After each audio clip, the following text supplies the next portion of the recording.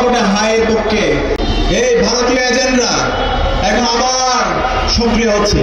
জুলাই বিপ্লব পরবর্তী হাসিনা ভারতে পালাইছে, এর সাথে ভারতের দালালরা ভারতে পালাইছে।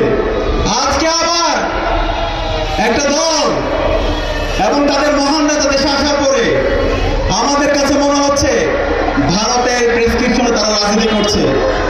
তারা এই ভারতের ভাষায় কথা বলছে। আমরা সাবধান করছি, এই বাংলাদেশে রাজনীতি করতে হলে আধিপত্যবাদের বিরুদ্ধে কথা বলতে হবে, ভারতের দালালদের বিরুদ্ধে কথা বলতে হবে।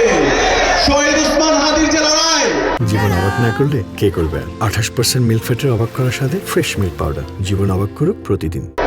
আধিপত্যবাদের বিরুদ্ধে, আগ্রাসনের বিরুদ্ধে সে লড়াইয়ে সংহতি প্রকাশ করতে হবে। আমরা দেখতে পাচ্ছি ওই দল এবং ওই দলের মহান নেতা অনেক কষ্টে একবার হায়ের পক্ষে বলেছেন, এরপর থেকে আবার হারায় গেছে। তৃণমূল পর্যায়ে ক্রমাগতভাবে তারা নায়ের পক্ষে ক্যাম্পেইন করছে। তাদের যে পোস্টার, ব্যানার, বিশাল মঞ্চ, সেই মঞ্চের কোনো কর্নারও আমরা হায়ের কোনো চিহ্ন দেখতে পাই না, হায়ের কোনো প্রচারণা দেখতে পাই না। আমরা বলতে চাই, আপনারা ভুল করছেন।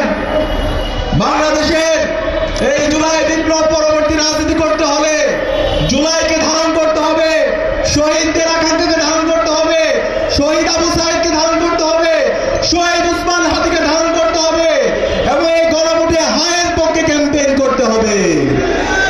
এর বিরুদ্ধে যদি আপনারা অবস্থান নেন, তাহলে বাংলাদেশের সর্বস্তরের নাগরিকরা আগামী 12 ফেব্রুয়ারি আপনাদের বিরুদ্ধে গণরায় দিবে। এই নির্বাচনে ইনশাআল্লাহ গণভোটে বিজয় হবে। ইতিমধ্যে বাংলাদেশের সর্বস্তরের নাগরিকরা গণভোটে হায়ের পক্ষে তাদের অবস্থান নিয়ে নিয়েছে। সুতরাং আপনারা ভুল করছেন, এই ভুল করেন না। হাসিনা ভুল করে দিল্লিতে পালাইছে, আমরা চাই না আপনারা ভুল করেন। দীর্ঘ ফেসিবাদ বিরোধী আন্দোলনে আপনারা আমাদের সহযোদ্ধা ছিলেন, আপনারা